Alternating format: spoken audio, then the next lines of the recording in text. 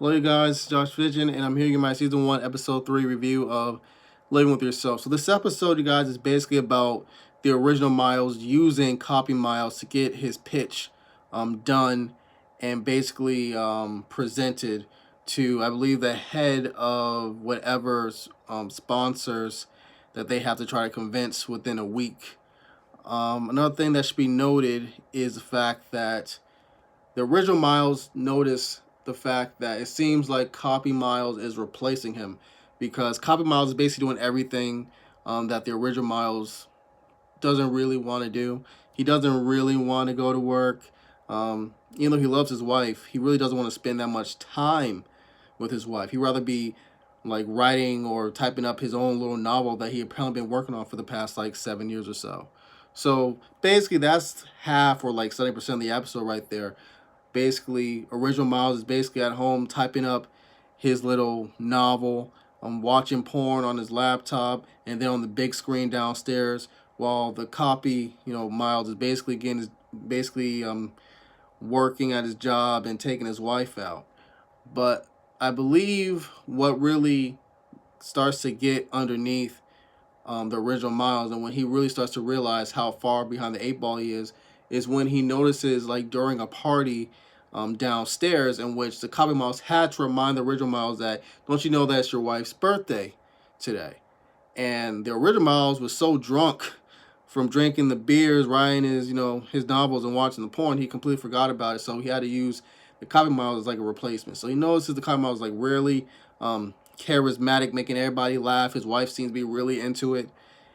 And it's like when he watches, the Copy Miles, like I mentioned before in my previous, review, that's like what he used to be in his prime before he got bitter and jaded and all that crap. So after the party, his wife was in the mood for some sex time. So he literally gets there right in time before his wife has sex with his clone.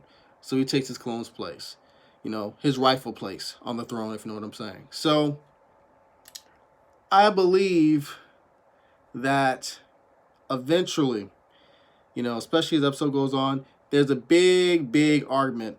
And the original Miles believes that the Copy Miles is trying to take his life, that he thinks he's better than him. And basically, Copy Miles doesn't really deny. He said, well, I am better than you.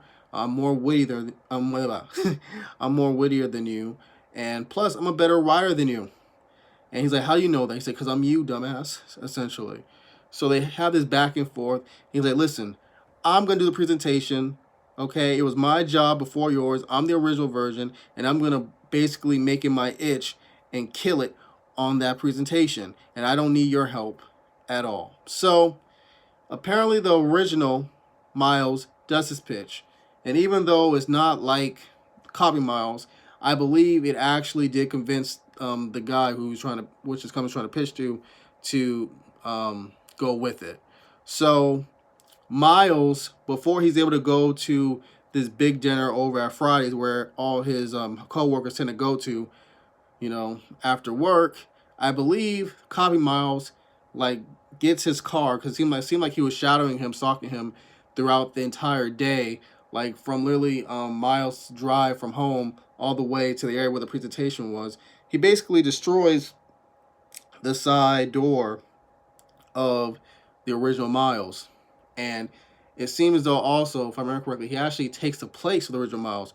So he goes with Miles, with the original Miles' wife, making her think it's actually the original Miles and actually the copy. So everyone's laughing, all this stuff, laughing at his jokes. But the original Miles makes his way to Friday, to the restaurant, and everyone is shocked. They're like what the freak moment. And they ask, who are you? Like, are you like a brother or something? He was like, yeah, twin. They asked him what's his name. He's like, Miles. So everyone's confused, in shock, especially Miles' wife. And that's how the episode ends. If I missed anything, you guys, please write some comments down below. Thank you guys for watching. I'll give this episode like a 9 out of 10. Adios.